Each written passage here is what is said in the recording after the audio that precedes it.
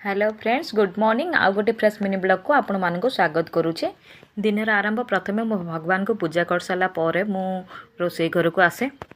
आज जलखिया मु बनाऊँगी चूड़ा उपमा। तो मुझे कैरेट आउ स्वीटकॉर्न नहीं कि फ्राए कर दूँगी जेहेतु कि चूड़ा उपमा करवा बहुत भल लगे खाइबा को आउ सहज टाइम रे मध्य हो जाए।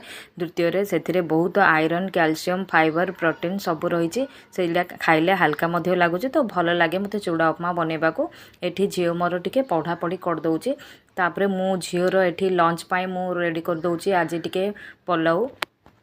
घरे आमर समस्त को इच्छा स्वीटकॉर्न तो स्वीटकॉर्न आउ कैरेट को लेकिन ही मुझे पलाउ टिके बनई दूँगी। छोट पिला माने जहाँ बुझीथे ताहा ही करेंगे तो ताकू स्वीटकॉर्न पसंद से स्वीटकॉर्न में कौन भी बनईकी देदेले सी सेटा को रिटर्न आनेनी खाई देकी आसी थाए।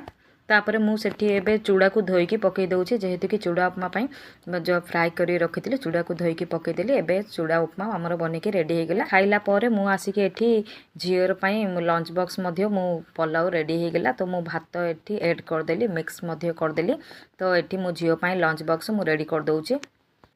आज लंच पाई मु तरकारी बनई पोटल आलू कषा झील एठी बाड़ीदेली आउ ताकू ठंडा हवापाई किसी समय छाड़ीदेवी। तापर मु बॉक्स पैकिंग करी एठी झीर स्नैक्स रे मुझे बिस्किट दे तापर मो झील को एठी गाधेकी फ्रेशअप करके आनीदेली। एबे आमे स्कूल जीवाकू बाहरी पड़िलु। झील को स्कूल रू छाड़ी आसला पर प्रथम मु किचन रूम टाकू सफा करदेली जेहेतु कि बहुत मैला हो जाए रोसई कला भितर एपट सेपटे अईठा सब पड़ी था। तो मु प्रथम किचन रूम को सफा कली तापर मुझे हजबैंड को लंच बॉक्स रेडी करदेवी। तांकर भी टाइम होगलानी ऑफिस जीवापाई।